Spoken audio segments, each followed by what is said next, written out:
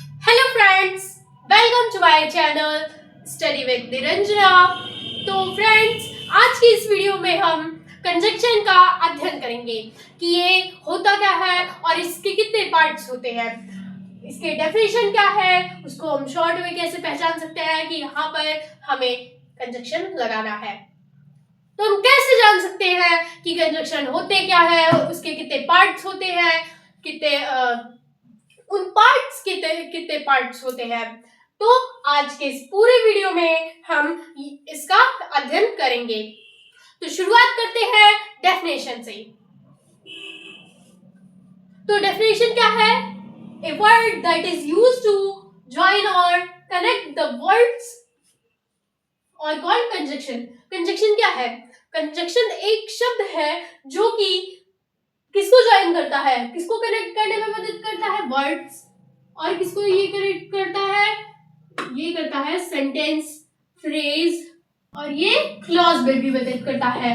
ये sentence, phrase, clause और word को ज्वाइन करने में, मतलब कनेक्ट करने में ये मदद करता है, तो उसे हम क्या कहते हैं? कंजक्शन। ओके। और अगर आपसे कोई पूछे कि कंजक्शन होते क्या है, उसको अगर आपको शॉर्ट में डिफाइन करना हो तो आप यही बोल दीजिए, कनेक्टिंग वर्ड्स और कॉल्ड कंजक्शन, या फिर ज्वाइनिंग वर्ड्स और कॉल्ड कंजक्शन। अब हम देख लेते हैं कि इसके कितने टाइप होते हैं, मतलब कितने पार्ट्स हो जाते हैं इसके। तो मेनली इसके दो पार्ट हो जाते हैं। कौन कौन से? सबऑर्डिनेटिंग और कोऑर्डिनेटिंग। तो जो कोऑर्डिनेटिंग होता है वो कंपाउंड सेंटेंस रहता है, जो दूसरा है उसका नाम है सबऑर्डिनेटिंग, और जिसमें क्या होता है, मतलब कॉम्प्लेक्स सेंटेंस होता है। ओके, हमने ये जान लिया ये coordinating clause, sorry, coordinating conjunction क्या होते हैं। ओके, हमने यहाँ जान लिया। हम देख लेते हैं इसके कितने पार्ट्स हो जाते हैं। इसके पार्ट होते हैं 4। पहला है cumulative cumulative cumulative coordinating conjunction. पहला ये है जिसमें आते हैं and, both and, as well, ये सब इसमें आते हैं। जैसे हो गया Ram and Shyam, both of you and your brother, as well as I like tea, as well as coffee. तो यहाँ पर ऐसे ऐसे शब्द आ सकते हैं। ओके, फिर आता है हमारा इल्लेटिव। इल्लेटिव में क्या क्या कौन कौन से शब्द आते हैं? इल्लेटिव मतलब इसलिए। तो इसमें जो शब्द आते हैं वो आते हैं सो, देयरफॉर, कॉन्सिक्वेंटली। इसमें आते हैं सो, देयरफॉर, कॉन्सिक्वेंटली। कॉन्सिक्वेंटली क्या होता है? परिणाम स्वरूप। Okay, consequently. ओके, तो यहाँ पर रिजल्टेंटली, कॉन्सिक्वेंटली, सो, देयरफॉर, यहाँ पर ये सारे यूज हो सकते हैं। जैसे I am ill so I can not come, I can not attend my class. तो यहाँ पर दो सेंटेंस को जोड़ा है। जैसे आई एम इल सो, सो ने किसको जोड़ा है? दो सेंटेंस को जोड़ा है। So I can not attend the class. Okay, फिर आता है एडवर्सेटिव। एडवर्सेटिव में क्या होता है? एडवर्सेटिव में आते हैं but, yet, still, but, yet, still और नेवरदलेस, नॉनदलेस। तो इनमें एडवर्सेटिव में क्या क्या आते हैं? बट, येट, स्टिल और नेवरदलेस और नॉनदलेस। तो बट का कहाँ यूज होता है? I am ill but I am working. तो यहाँ पर जो बट है वो दो सेंटेंस को जोड़ने पे मदद कर रहा है, उसी को हम कहेंगे कंजक्शन। ओके, तो I am ill but I am working, तो यहाँ पर ये हो गया। होता है येट, अभी भी होता है, और इसका मतलब अब भी होता है। ओके, फिर लास्ट है अल्टरनेटिव। अल्टरनेटिव में क्या क्या आते हैं? अल्टरनेटिव में आते हैं टू, आइदर और, नाइदर नॉर, अदरवाइज एल्स। तो ये क्या है? ये है अल्टरनेटिव, जिसमें जैसे हो गया आइदर यू और योर ब्रदर कैन गो, या तो तुम या तो तुम्हारा भाई जा सकता है। और नाइदर नॉर में होता है जैसे नाइदर यू नॉर योर, तो ना तो तुम ना तो तुम्हारा भाई जा सकता है, neither you nor your brother. तो इसमें क्या है, इसमें भी दो वर्ड्स को जोड़ने में ये मदद कर रहा है।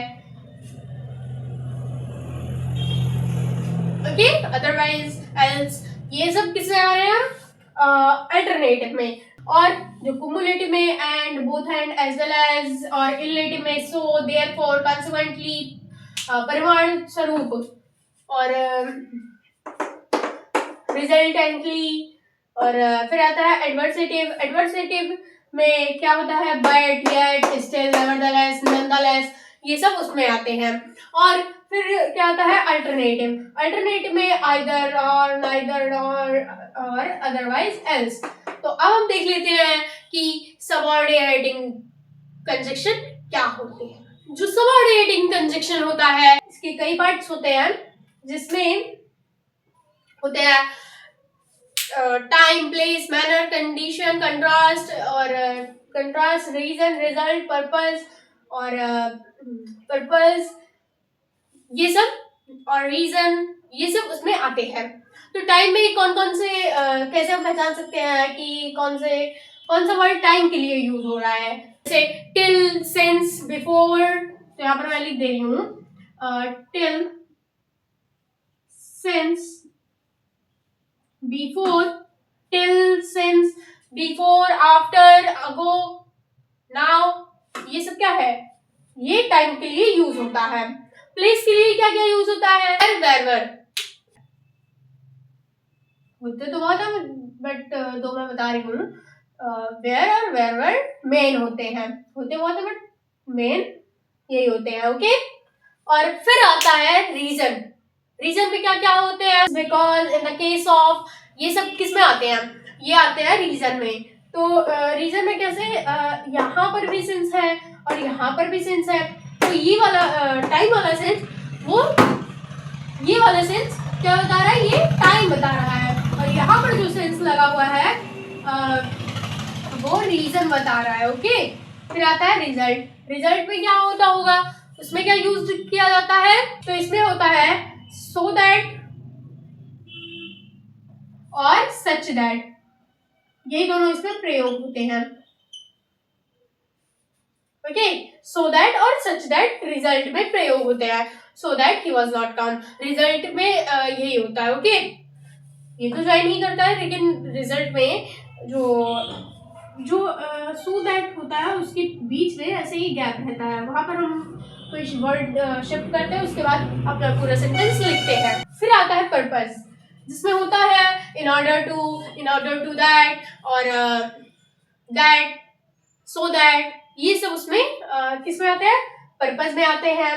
So that, okay.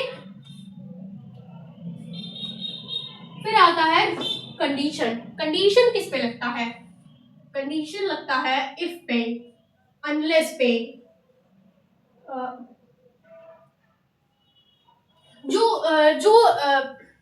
जो वर्ड्स कंडीशनल सेंटेंसेस में लगते हैं वही चीज कंडीशन में भी यहाँ पर लगेगा। तो जैसे इफ तो बेसिक है और अनलेस भी बेसिकली है, ये दोनों मेनली यही दोनों प्रयोग होते हैं, बाकी सारा वैसे होता है। प्रोवाइडेड हो गया, प्रोवाइडेड दैट भी हो जाता है किसमें, कंडीशन में। मतलब कंडीशनल सेंटेंस जब हम बनाते हैं तो उसमें सबसे पहले क्या होता है, इफ होता है, इफ से हम सेंटेंस बनाते हैं, अनलेस से हम सेंटेंस बनाते हैं, या फिर हम कह सकते हैं यहाँ पर एज लॉन्ग एज भी हो सकता है। ओके, तो हमें पता चल गया कि सबऑर्डिनेटिंग कंजक्शन क्या था। इसके बहुत पार्ट्स हो जाते हैं, जिसको मैंने यहाँ पर शो किया है।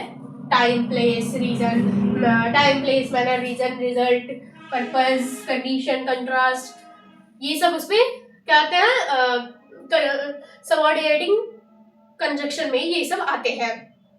तो जो हमारे ये कंजक्शन टॉपिक था वो ये पर खत्म करते हैं, बिकॉज हमने सारी चीज़ों को एकदम डिटेल में डिस्क्राइब कर लिया है। तो अगर आपको यह वीडियो पसंद आया होगा तो प्लीज़ लाइक, शेयर, कमेंट और सब्सक्राइब करना ना भूलिएगा। और अगर कोई भी डाउट हो तो मुझे कमेंट बॉक्स में बताइएगा। Thank you, have a nice day.